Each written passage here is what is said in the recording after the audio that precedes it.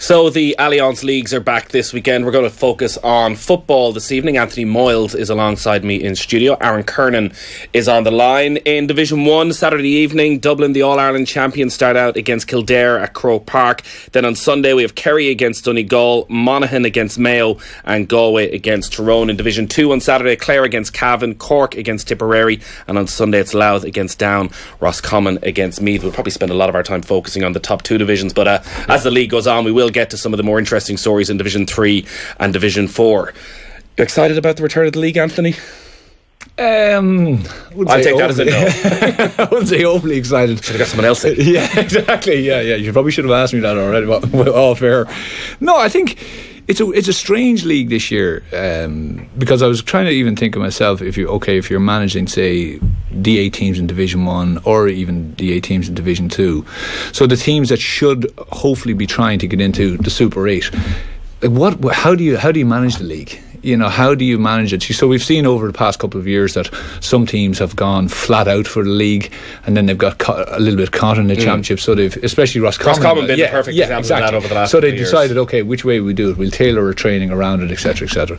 And Ireland did know this. You kind of get it's a weird setup, you know, even as a player when you're involved in the league, because you kind of know that the last two rounds are the big rounds, you know, and you kind of you're saying to yourself, especially if you're, you know, a kind of a more experienced player, yes, there's a lot of fellas being tried out, but you can nearly see who are putting the hands up very quickly, and they're doing it right through, be it in the club stuff and then in training and everything else.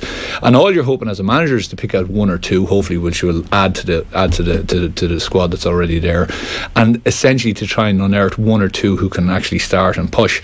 But as a more experienced player, you're just kind of really focused on those last two, and those last two, you can even feel the crowds get bigger. There's a bit, you know, the ground is obviously better, the weather's better, and there's usually something at stake. Correct, exactly. So the first kind of thing, it's a bit of shadow boxing really for the first 4 or 5 rounds, but that could be different this year in the sense of, you know, do teams kind of say, well, listen, probably Super 8 is maybe a stretch for us, and even if we get in there, do we want to be the cannon fodder in there? You know, like, I mean, you can imagine a team, I'll just throw it out there, let's say Tipperary managed to get into the Super 8, but they got picked against Dublin, Kerry and Tyrone. You know, would 3 games against that kind of opposition bring you on, or would it absolutely cause major detriment to the conference the next year? So they get a week in advance of the Super 8 getting patted on the backs that they've had a successful season, and then they get whipped 3 times and suddenly the manager's out. Yeah, or they get whipped twice, and then the last game is a complete dead rubber, and you know, you're kind of going, who do we put out in this game? So I know I'm kind of mixing both, but it does have an effect on how I would think you approach it. Now, certain teams are going to say, listen, we have to go, we have to unearth, we have to try and win every game, we have to try and get to Division 1, but for some teams, even in Division 1, it's going to be, I think, a strange campaign. Yeah, Aaron, your thoughts on that? Because I keep hearing that the Super 8 is going to affect how the league runs and how teams prioritise the league. Do you sense that those last couple of weeks, where usually we do get games that are almost heading towards championship standard in Division 1, that we might lose out on that? Yeah, well, I think obviously from the outright, you would probably sit and you look and go, right, who's your start for Super 8 at this stage? And you would obviously have to imagine it's going to be Dublin and Mayo. If you come back from that there, then my thinking would be right next in line, you were probably talking about Kerry and Tyrone. For different reasons, I think they have an awful lot that they need to work on in the National League campaign. In that, say, Kerry, they really need to start bedding in and bringing through some of this brilliant underage talent. 4 Hogan Cups, 4 All-Ireland minors in a row, and we've really seen nothing of it. The oldest of those guys now, you're talking are in now, they're out of 21, they're 21, 22 years of age. They really need to start pushing on and put a stamp on the team now. Mark O'Connor obviously was a huge loss, who went to Geelong in Australia. Tom O'Sullivan played a wee bit of football last year with them, but you're probably looking at Killian Spillane up front. Is he going to potentially push in, or has David Clifford jumped straight past him? That sort of stuff that Eamon Fitzmaurice really needs to give those boys game time to see what he can potentially get out of them. You're talking about Tyrone. Their big thing is, if you just simply look over their exit from the championship this past 2 years, Dublin completely blitzed them, opened Croke Park up as wide as they could open it up, and had runners flooding straight through the channels in front of goals, picking off easy scores or coming on the loop. The year before that there, though, whenever Mayo had a chance to set up against them as well, they put Alan Dillon centre-half forward and basically won the game in the first half because they knew Justin McMahon wasn't going to mark him. Dillon caused serious issues, and that was the winning of the game for them. So the top teams have been able to identify the weaknesses in Tyrone's game plan. Are they going to do the same thing again this year? I would hope not. But that's what the National League, like, you just can't turn around come championship and say, right, we're just going to change everything. I think it needs to be progression. And even any of the articles you would see from some of the Tyrone players in recent weeks, it's all sort of, they're talking about this maybe switch in mindset and switch in style of play. So that's going to be players couldn't have been happy coming off the pitch against Dublin last year. They never even gave themselves a fighting chance. They didn't. The only thing I would say is I don't think Tyrone were as bad as what, like, honestly, hand on heart now, I was sort of tipping Tyrone for that. I thought that they were going to ambush Dublin on the day. So they weren't definitely as bad as how they performed. The one thing you always get with Tyrone teams is fight, aggression, heart, work rate. They had absolutely none of that. They were just completely flat. For whatever reason, I don't know, like, Tyrone teams always thrived on the big day and potentially been underdogs in that in years gone by, but last year they were without doubt they were flat. So the players have to probably take a certain amount of responsibility for that themselves, but you have to compliment Dublin and how they set up. The game plan that they implemented, they just completely blitzed them, and you would have to have nothing but credit for Jim Gavin and his management team. But I would like to think that Mickey Hart is going to change things up. I think bringing in Stephen O'Neill this year, there's no point in bringing in Stephen O'Neill if you're going to play with one forward up front, because as good and all as he was in his heyday, he couldn't have done a whole pile if you left him in full forward, isolated by himself, waiting on runners to come the length of the field. It hasn't worked this past few years. It didn't work against Kerry 3 years ago, Mayo 2 years ago, Dublin last year. It has to change if they want to push on and get forward in a semi-final. You mentioned there that Kerry have these successful minors coming through, and we have to wait and see now whether they can progress to senior level. But Tyrone have lost so many senior players over the last 2-3 seasons, with Justin McMahon going now, Sean Cavan is gone. From what you've seen of their minors and of their under-21s coming through, do they have players who are biting and ready and putting pressure on Mickey Hart to replace those guys? The problem is those guys have 2-3 All-Irelands. They've been part of the most successful era ever in Tyrone football. If you come back in 50 years' time and you say who's the best Tyrone footballers ever, unfortunately everything's always going to be judged against those guys because they did it on the big day and they were the most successful. They were a great bunch of players, which obviously helped. There's definitely good young talent coming through. If you, for instance, look at Padraig Campsey and how he came through last year, a super year, doing his job defensively, getting up the field, getting the scores, typical to what you would have seen in years gone by from Philip Jordan, Ray McMenamin, and these types of fellas. There definitely is. There's other people with potential that can step up. Richie Donnelly, Maddie's younger brother, missed most of last year, struggled a bit with injury. Conor Myler was the Samiri Sigerson winning captain, struggled with injury. Rory Brennan, who's sort of been around the squad this past number of years, definitely has the potential to come in and be a starter, and that's all you're really looking for is 2-3 players. There's never going to be wholesale change, but they do. They have a lot of boys competing at very high levels within their universities across, particularly Jordanstown and St Mary's, and they're always extremely competitive at underage football, be that minor or under 21, and they do have men who are capable of stepping up. But you look through the Division 1 and I would see Mayo probably looking for something similar. They won the All-Ireland 2 years ago. Everyone talks about they need a forward. Fergal Boland came out of that team and played a bit last year, but didn't really feature a whole pile in the business end of the championship. I was sort of getting excited for them whenever Cian Hanley was released by Brisbane Lions. I thought he'd be home. That's exactly what they need. A centre-half forward, a ball winner, someone who can take a score, take others into it. 2 or 3 years of professionals behind him. Then he gets re-signed by Brisbane Lions and puts an end to that. But that's what they need. Donegal have a number of good young players coming through. Again, have been successful at underage. The addition of Nathan Mullins, I think, will be massive for them. Very good footballer, very Brian physical. Mullins' son. It is indeed, yeah. Huge, real athletic. Just look at the Dublin county final last year. Where did he play? He played midfield for St Vincent's. He was Dublin Club Footballer of the Year last year. We come up against him in challenge games with Crossmaglen and St Vincent's every year, and he's a very, very good footballer. Very impressive physical specimen of a man. Really big, strong, powerful. Just look at the Dublin county final last year. James McCarthy, it was like a lurry hitting him, and everyone thought his game was over after a minute, but got up, played well for the remainder of the game, and he could make a big improvement at Donegal, because he's a very athletic midfielder, capable of breaking to the wings, to win kickers, to win primary possession, which may potentially then release Michael Murphy back up to the forward lane. Another young lad from Letterkenny, Niall O'Donnell, has been going really well at underage football, minor and under 21. So he's another player to look out for. And you have looking at Donegal, thinking if you've got a midfielder, you can release Murphy. You've got him and McBrearty up front. If you've got Ryan McHugh still in there as well, that maybe Declan Bonner can have an immediate impact. Owen McHugh has been going really well, really settled into that squad. Patrick McBrearty is a younger brother, Stephen, who's also very good. Darragh O'Connor is back injury free. Oren McNeilis is back home from America, so that's another forward that you have that you didn't have last year. Then they start to become potent. They had an absolute shootout in the McKenna Cup, where themselves and Monaghan put almost 20 scores on the board between the two of them each.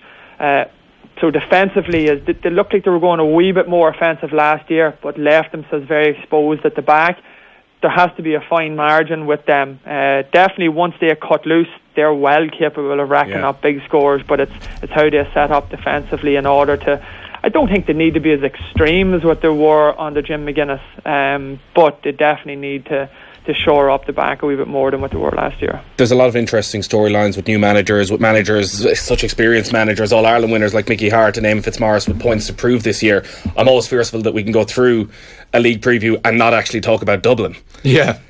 We haven't heard a huge amount out of the camp since they've returned from their holidays, but obviously they're going to be missing Con O'Callaghan throughout the league campaign. He's playing club hurling with Coola. Dennis Bastick is the only player who's stepped away. Now, what can Kildare, Mayo, Kerry, what can they do over the league? Can they inflict some sort of psychological damage on Dublin in any way? Possibly. It's going to, again, Gavin won't want to cede that to anyone. He won't want that potential of that happening. So he'll go out, and he can afford to go out. Like, it's all squads, listening to Aaron there, it's all about squads and the amount of players and the amount. If you only have 17 to 18, 19, 20, and you know that if you start going into from 20 to 25, you're really starting to weaken it, you're in a bad position, especially being in Division 1. So you need 25 who are thereabouts. You can rest. But does anybody have that aside from Dublin? They do. Yeah, there's something. We just spoke there about Donegal, about Tyrone, about you have Mayo in a situation like that, and you need to blood the new fellas. But all the while, if you're saying 15, 20 minutes left, and I need to bring, say, Cillian O'Connor on, or I need to bring someone else on, I can do that, right? I can spring them from the bench and give them some time.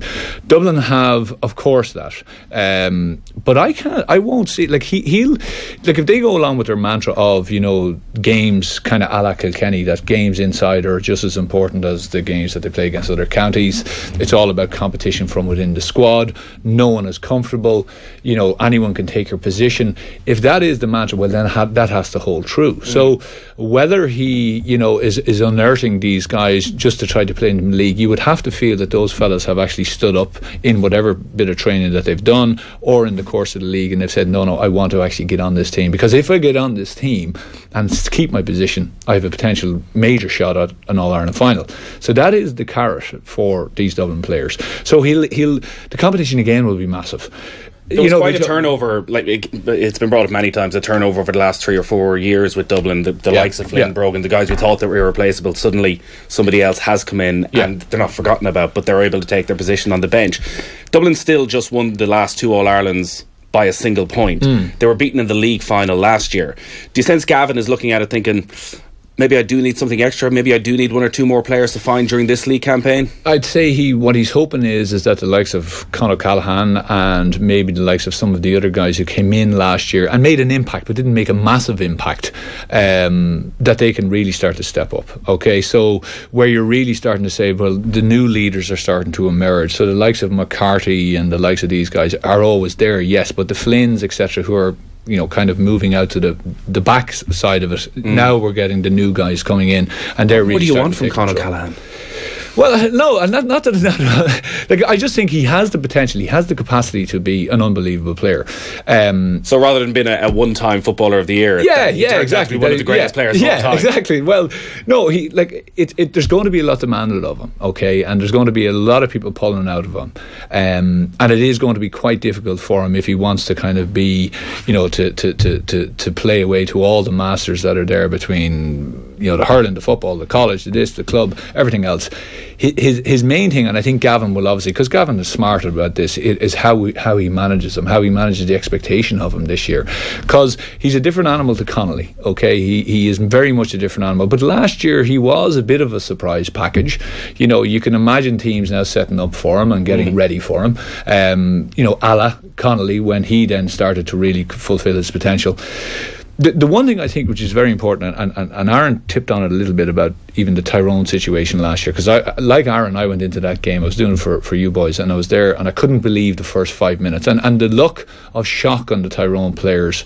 They were ashen face, and the only man who really stood up was Colin Kavanagh, who actually showed a bit of fight, and he was trying to G them up, but it was like trying to get a 40-year-old car going.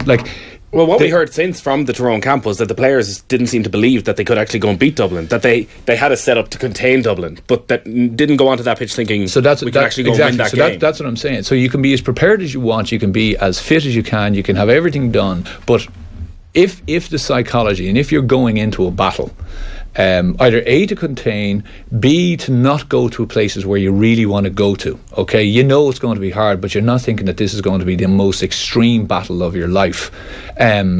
Well, then you're going to be left undone. And every team, and any team that wants to face, and I think that's where you look at Kerry, I think Fitzmaurice is going to get that team ready. And I think, again, as you're talking about a psychological scar on Dublin, he will go all out to beat Dublin in the league this year. He will absolutely go all out. He'll want to show his players, especially the younger guys, that you can go there. And I think on the opposite side, where Gavin may have not really seen that as a massive fixture, I think he'll want to put the mockers on younger Kerry guys. He will not want them feeling that, listen, you can come up here or we'll go down there, whatever it is, in their backyard, and you can roll over Kerry. So we almost have a league of two halves. We won't read a huge amount into what happens between Dublin and Kerry, or Dublin and Kildare this Saturday night, but Dublin Kerry, Dublin Mayo are probably still the two games that we'll read most into. Would Gavin be really worried if Kildare got close or bet him? He could probably go first game of the league, with a lot of lads coming back. Great for O'Neill, brilliant fill-up for him. But if that was Kerry, different kettle of fish. We're still waiting for team news, Aaron, but all the talk this week has been about David Clifford and just how much game time he's going to see, and the excitement down in Kerry of potentially having a full forward line of O'Donoghue, Gainey and Clifford. A young guy, still a teenager. Does Fitzmaurice just have to throw him in and get him as much game time as possible and see if he sinks or swims? I can completely get what they're trying to do and play it down and patience. Conor O'Callaghan. Simple. How did he do? Did they hold him back? Was anyone afraid of him? Did anyone think he wasn't up to it? David Clifford has absolutely everything. He has the confidence as well to go with it. He has the physique. I would imagine, since we would all have seen him in the All-Ireland minor final last September, he would have been pulled aside. He would have been given special treatment in terms of strength and conditioning and building his body up for making an impact at senior inter-county level this year. But the talent he has, now obviously he's coming up against men. He won't have the same time nor space. Yeah, and is there a slight difference with Conor Callaghan as well, in that, as Anthony touched on, there was an element of surprise with Con last season? Can't imagine there's going to be any element of surprise with Clifford. Maybe not, but who do you put? Does every team have three unbelievable man markers? Who do you pinpoint? So if they put their best man marker on David Clifford, does that mean Paul Gainey gets more space and James O'Donoghue gets more space? Kerry's still going to revel in that. There's only so many top men. So if Kerry are getting their full team out and they have no injuries, somebody is going to get a lesser quality of man marker. So if David Clifford gets the top man for defensive duties, Paul Geaney and James O'Donoghue, they have a wee bit maybe more time or space, or not the same focus on them. So it helps Kerry, even by his presence being there, if other teams are really going to focus on him. Are they going to put their top man marker on someone who's a novice against some of your more experienced players? I'm not so sure that other managers would do that there. Each to their own, but his presence alone will help those around him, and I just think he is that good, and physically he is so big, and I would imagine he'll be stronger than what we've seen him as a minor, even though it'll only be 5-6 months work he will have put under his belt. But his vision, his ability to kick off either foot, his directness, I think that the National League alone will go a long way to helping him bed into what inter-county football is all about. I think, Aaron, as well, like Aaron touched on physique, and physique is massive when you're taking that step up, because guys will try to obviously physically dominate him, and that is not going to be an easy task. And the thing with Kerry is, and because he's so big, they can drift him out at times. They can put him out at 11. They could make him just kind of sally around midfield if they want. So if they feel that there's a lot of pressure being applied on him, they can if you spend 50 minutes with Philly, maybe you just move him out of there. Move him out a bit, if you see how he's going, because you obviously have to mind him to a certain degree too. But like I sat beside Darragh Canada for the final, and we were just chatting about it, and he just said that how Kerry have realised what they have, and they did absolutely everything they could. And I hope I'm not breaching any confidence in Dara here, but they did everything they could to make sure that no one in Australia got him, and that he was happy, and that he was comfortable, the family were happy, and he comes from a very small club, I believe, and he's all about playing for Kerry. So he will be 100%. This is what he has wanted. And that's a good thing here. Get him scholarships, get him whatever you need to do to keep him there. Absolutely, that's the way to do it. I'd say Paul Geaney is rubbing his hands, looking forward to the league if Clifford's going to be man. Fitzmaurice is rubbing his hands. What a fill up for a squad to have this guy coming in. Yeah, so that's probably the most exciting feature of this weekend so far. Anthony, thanks a lot for coming into the studio. Aaron, great stuff as always. We'll have full coverage of all the games right here on Off the Ball weekend. At this weekend, we've reporters at all the big games and everything, so we'll keep you right up to date with everything. Hey, hope you enjoyed that latest offering from Off the Ball. If you want to subscribe, and you should, check out just up here. All our latest stuff is just down here. Generally, knock yourself out.